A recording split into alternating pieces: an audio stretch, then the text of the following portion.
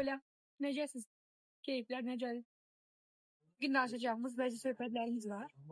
Şeylər və qarşınızda. Əslində bu sırada öz aramızda görüşlərindən biri olacaqdı. Amma bu dəfə ağlımda başqa suallar var. Bu dəfə biraz sizi, özümün, həyatı, yaşamımızı sorğulamaq istəyirəm.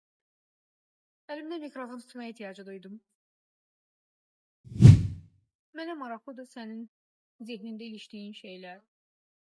Yaşamında başına gələn şeylərə nə qədər don geyindirirsən, bunun hardan gəldiyini axtarırsan. Bunun hardan gəldiyini axtarmağın yersiz, absurd və heç bir işə yaramayan olduğunun bilincindəsənmi? Məsələn, bəzən mənə suallar verirsiniz. Fidan xanım, bu travma mənim yanımda da var idi. Bu şey mənim qardaşım da eləyirdi. Dostum da eləyirdi. Başqalarından götürmüş ola bilərəmmi? Və ya başqalarından mənə keçmiş ola bilərmi? Ola bilər. Amma bunun hardan gəldiyi ilə niyə bu qədər məşğul olmaq istəyirsən? Bir problemin hardan gəldiyi ilə niyə bu qədər baş sındırmaq və yorulmaq istəyirsən? Tamam, anlıq olaraq getdik, tapdıq bu hardan gəlir və bitdi. Bəs niyə orada bu qədər eşələnmək istəyirsən? Nəyə görə irəliləməyi seçmirsən? Səni olduğun nöqtədə ilişdirib saxlayan şey nədir? Səni orada saxlayan şey hansı qorxun? Nədən çəkilirsən? Kimi itirməkdən? Mən sənə bir nümunə verib. Tutaq ki, hər hansı X adlı bir xəstəlik və bu sənə keçib atanla. Faktiki olaraq sən bir xəstəliklə savaşırsan və ya bir xəstəliklə yaşamalısan. Ola bilər ki, sən indi bundan sağalmağa çalışırsan, ola bilər ki, bundan qurtulmağa çalışırsan, ola bilər ki, bununla necə baş etmək olar, o haqda öyrənirsən. Amma bir şey etibarında bu sənin məsuliyyətindədir. Elə deyil. Bunun hardan gəldiyini bilmək nə dəyişdirəcək? Və düşünün, həyatında hardan gəldiyini bilmək heç nə dəyişdirməyən nə qədər mövzu var. Və sən ancaq bunun hardan gəldiyini axtarmaqla məşğulsan. Bilirsən, belə söhbətlərdə mən həmişə ikimiz birlikdəymişik kimi, burada masanın digər tərəfində sən oturmuşsanmış kimi hiss edirəm. Amma bilmirəm, sən dinləyənə necə hiss edirsən. Bəzən gözləntilərinlə üzləşirəm, sənin gözləntilərinlə. Niyə belə dedi, niyə belə geyindi, niyə belə düşündü? Hətta bəzən mənlə bağlı belə fikirlərini alıram. Bəs niyə bununla məşğulsan? Bəs sən niyə elədin? Heç həyatına baxmağa niyə vaxtın yoxdur?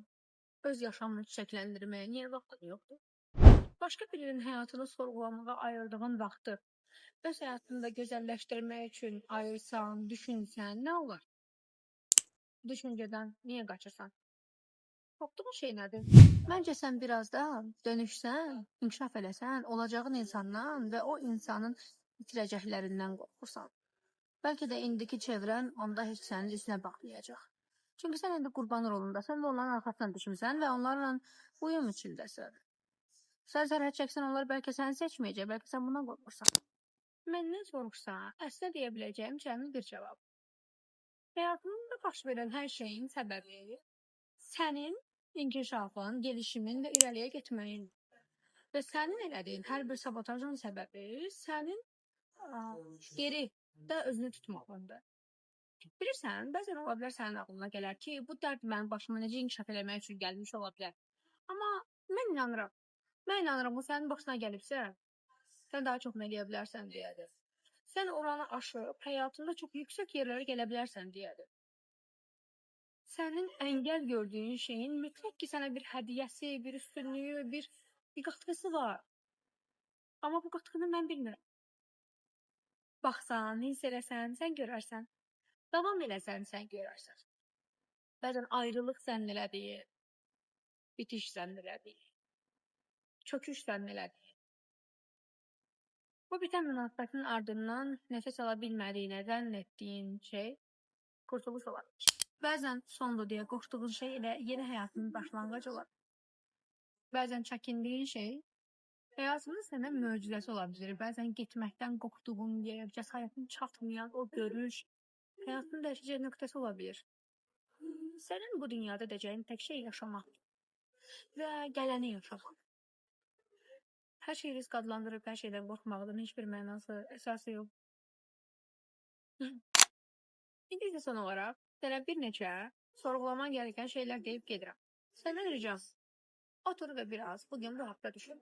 Həyatında hansı sahələr 100% sənin əlindədir? Və bu 100% sənin əlində olan sahələrdə nələr edirsən? Həyatının hansı sahələrində ciddi sıxıntılar var? Və bu sıxıntıların səbəbi nədir? Və o səbəbləri necə həll edə bilərsən? Next. Bunları həll edə bilməsən, nəticədə nə olacaq? Tutaq ki, alınmayacaq. Tutaq ki, alınmayacaq. Onda necə olacaq? Necə davam edəcək? Biraz bunları sorğulamağını istəyirəm. Özünə çox yaxşı bax. Yenə görüşək. Mütləq yenə görüşəcək. Çox sağ ol ki, buradasan. Çox sağ ol ki, varsan. Teşekkür ederim. Sadece var olduğun için. Mesela. Bir gerçekten sevmek. Sadece var olduğun için.